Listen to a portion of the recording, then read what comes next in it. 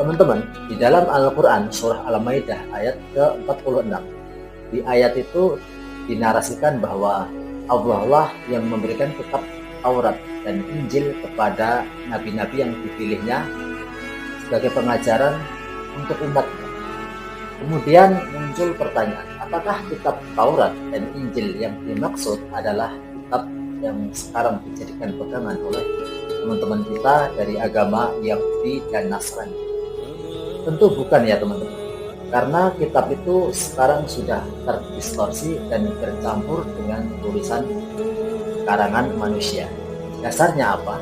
Dasarnya ada di dalam ayat Al-Quran itu sendiri, yaitu surat Al-Baqarah ayat ke-79. Di ayat itu dikatakan, celakalah orang-orang yang menulis Alkitab dengan tangan mereka lalu dikatakan, ini dari Allah, memperoleh keuntungan yang sedikit.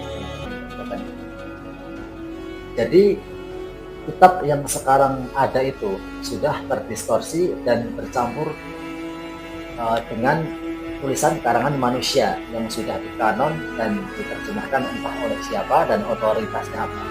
Sementara kitab Taurat atau Injil adalah pesan, pengajaran atau wahyu dari Allah untuk nabinya sebagai pengajaran buat umatnya. Dan orang bisa saja bertanya ke saya, terus kitab-kitab yang Allah turunkan sebelum Al-Quran itu sekarang di mana?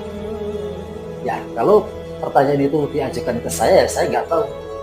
Dan nggak perlu juga harus cari tahu. Kitab yang saya imani itu Al-Quran. Saya seorang muslim, followernya Nabi Muhammad. Dan di dalam Al-Quran dikatakan bahwa Nabi Musa, Nabi Isa, mereka adalah utusan Allah. Mereka adalah nabi-nabi besar yang Allah utus. Jadi kalau soal mencari-cari kitab yang diturunkan sebelum Al-Quran itu bukan tugas saya. Nah, katanya beriman kepada kitab yang diturunkan sebelum Al-Quran. Beriman itu teman-teman, bukan dalam artian menjadikan kitab-kitab itu sebagai pedoman dalam keyakinan. Tetapi beriman adalah percaya bahwa dulu Allah pernah mengutus nabinya dengan memberinya kitab Taurat dan Injil untuk kaumnya, yaitu Bani Israel. Oke.